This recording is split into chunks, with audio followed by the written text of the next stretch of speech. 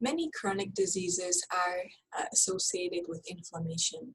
It's not only autoimmune disease like rheumatoid arthritis or asthma, but it's also cardiovascular disease, obesity, metabolic syndrome, and diabetes.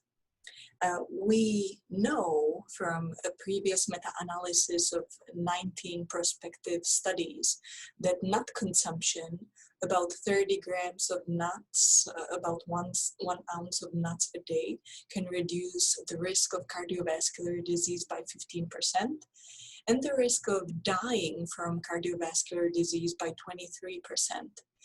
However, randomized clinical trials are really the gold standard for recommendations.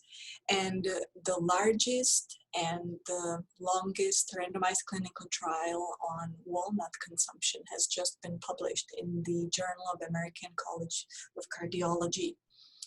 The researchers were from two centers, from Barcelona in Spain and from Loma Linda in California. And they were following the participants for 2 years.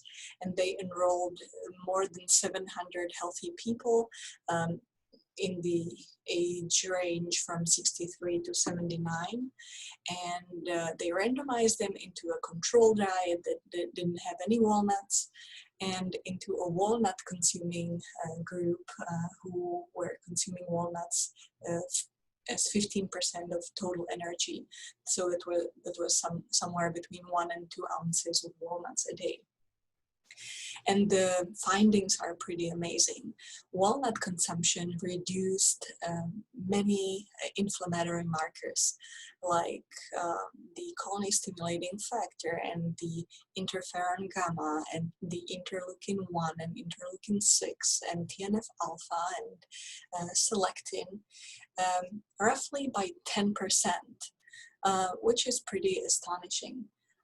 So we can conclude that regular walnut consumption reduced inflammation, and it might be a reason why to eat some walnuts today.